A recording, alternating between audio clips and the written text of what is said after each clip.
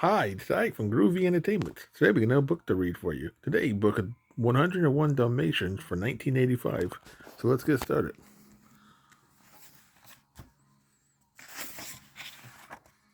Dog napping, 15 puppies stolen, said the newspaper headline. It was a sad day in the small London house of Roger and Anita Radcliffe. Only yesterday they had been the proud owners of 17 beautiful Dalmatians. Now only two, Pogo and Per Perdonita, remain, and everyone was heartbroken. I'm afraid we have done everything possible to find the puppies, said Rogers, softly. Ped- Petty, said Pogo to the puppies, weeping. Mother, our humans are getting nowhere in the church, but I have a plan. The twilight barks is the fastest way to send news. If the London dogs have seen our puppies, they will let us know. We'll send word tonight.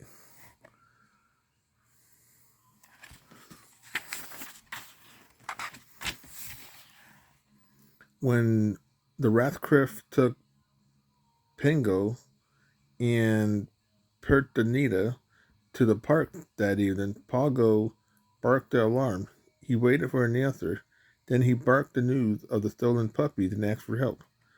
Far out in the country, distant, barking reached the shaggy ears of Colonel, a retired army dog, and his friend, a cat called Sergeant Tibbs.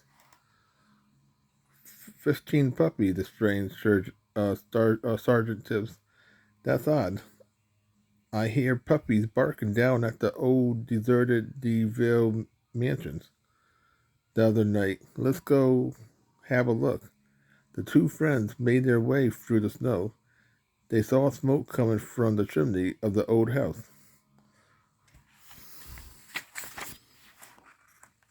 Sergeant Tibbs climbed in through a broken window. Inside, he saw an evil-looking woman, two evil-looking men, and Tibbs counted carefully 99 Dalmatians puppies. 15 were collared and licensed. They would Pogo and Pijo missing puppies. The woman, Cruella DeVille, screamed at the two men. The job must be done tonight. But the puppies isn't big enough, answered one of the men. You couldn't get a dozen fur coat out of the whole kit caboodle. Oh my, thought Sergeant Tibbs. Those puppies are going to be made into coats. I had got to tell the colonel. He creeped silently out to where his friend was waiting.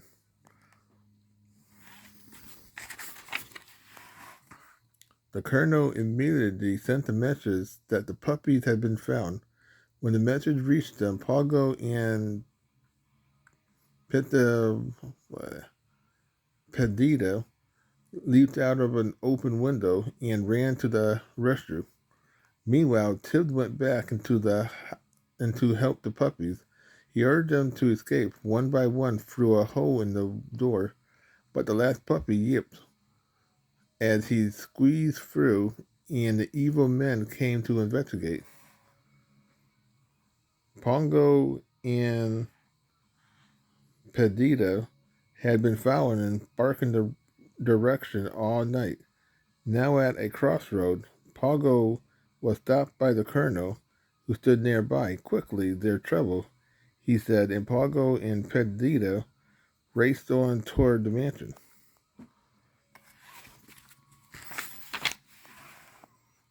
The puppies was whimpering inside. Pongo and Pedita jumped through a window into the room, where they kept the evil men busy. Tibbs helped all the puppies escape.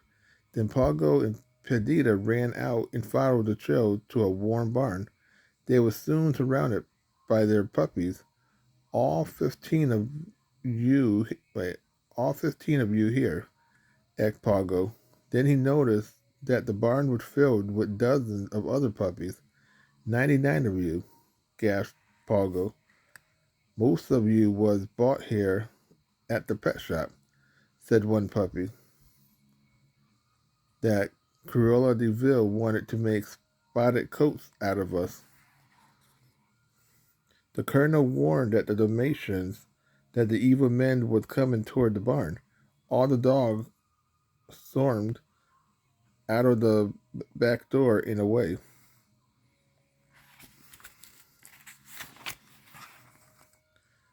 Miles after miles, the evil men and Cruella de Vil in her big car followed the dogs. Chill, the dogs stopped to hide under a bridge. They heard a distant message being barked to them. The message was from a big black Labrador who had a hiding place for the Dalmatians. He led them to a deserted blacksmith shop in the next valley. Pointing to the van outside the window, the Labrador said, when an engine is fixed, you can hitch a ride home. Just then, Cruella de Vil and her helper pulled up. As Pogo tried to think of a way to escape, the two puppies tumbled out of the fireplace. They were covered with coal black soot. Perdita said, Pogo, I have got an idea. We're all rolled in the soot. We'll all be black Labradors.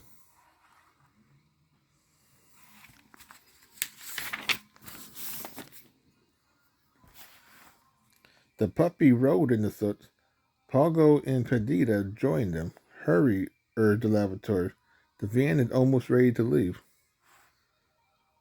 The army of puppies began marching past Cruella de Vil and into the van. She studied them suspiciously. Then Cruella's eyes widened as the last puppy headed for the van. A lump of melting snow fell on his head. The soot was washed away, leaving the whole white coat and black marking of a Dalmatian.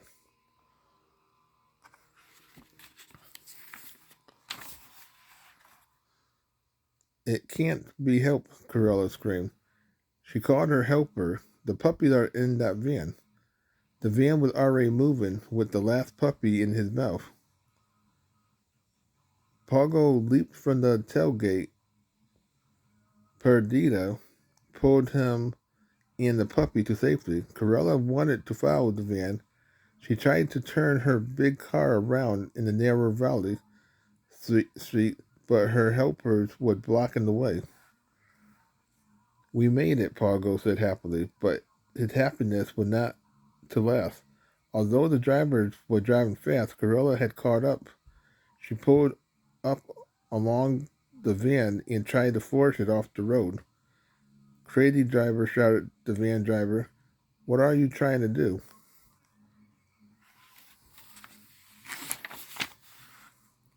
Cruella continued to push the van to the side of the road. It teetered on the edge of a deep ditch. Then Pogo and Perdita heard one of Cruella's helpers said, Watch me shove that van into a ditch. He drove up along the two careless vehicle, but the road was narrow and slippery. At a curve, Cruella's car and her helper truck crashed off the road in a tangle of metal. The van swerved out of the way and then sped on. Oh, I give up, Cruella sobbed.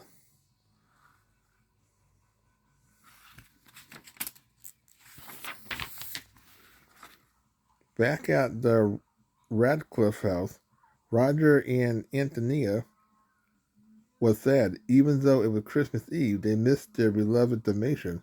Suddenly, a host of happy, barking black dogs filled the room. Roger saw something familiar in the shape of a big dog and a big dog head. He dusted it off with his handkerchief. It's Pogo, he cried, dancing around the room with the dogs. With a pair of leather dusters, Roger and Antonia uncovered the familiar spotted coats of their Dalmatians. Pogo and Petadilla and their 15 puppies was all safe at home. But look, Antonia, said Rogers, there are more puppies everywhere. There must be 100 of them. Let's see. And he began to count them.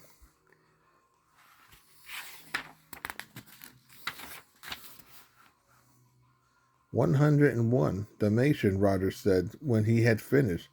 What will we do with them all? Gasped Antonia. We'll keep them, Roger answered. What, said Antonia? In this little house?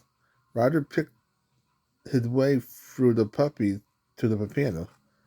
We'll buy a big place in the country, he said.